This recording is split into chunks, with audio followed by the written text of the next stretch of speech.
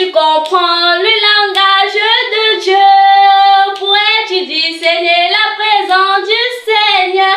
Il descend dans son temple au sein de son église. Seigneur Jésus, ne m'abandonne pas. Seigneur Jésus, ne me délaisse pas.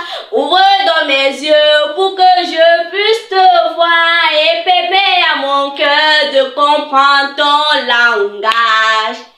Fidèles téléspectateurs de Parole Créatrice Info Télévision, bonjour, bonsoir sur la zone dans laquelle vous trouvez actuellement. Soyez la bienvenue dans cette nouvelle émission de la lettre aux compatriotes de la diaspora. Et comme nous avons attendu ensemble cette mélodie et permettre à ton cœur de comprendre ce langage. Tel est l'intitulé de cette semaine, le langage de Dieu. Restez connectés pour la suite et que Dieu vous bénisse. Lettre aux compatriotes de la diaspora.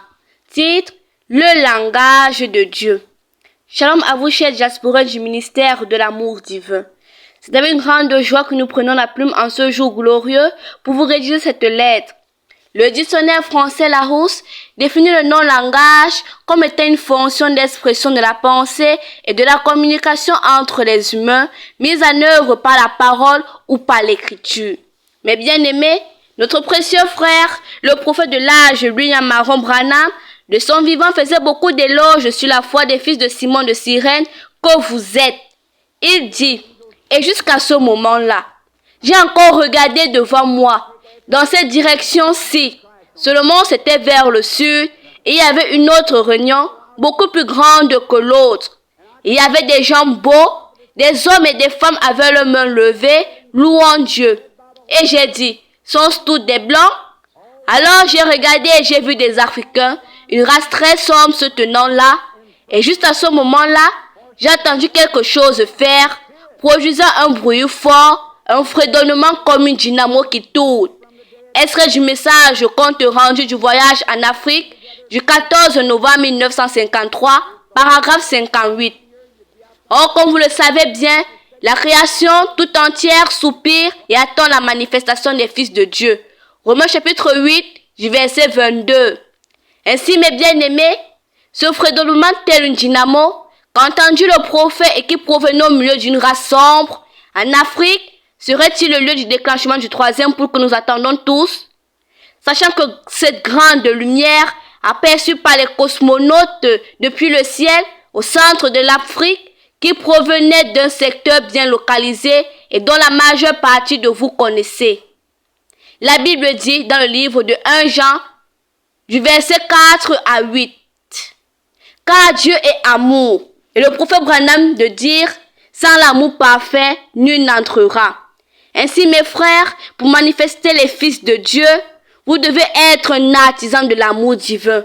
Si vous êtes un serviteur de Dieu, l'amour devrait être le thème central de votre ministère, comme l'était celui de l'apôtre Jean et celui d'Élie de Malachie 4 du verset 5 à 6.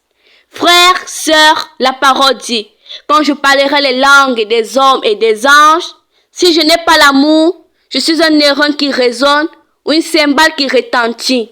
En Corinthiens chapitre 13 du verset 1.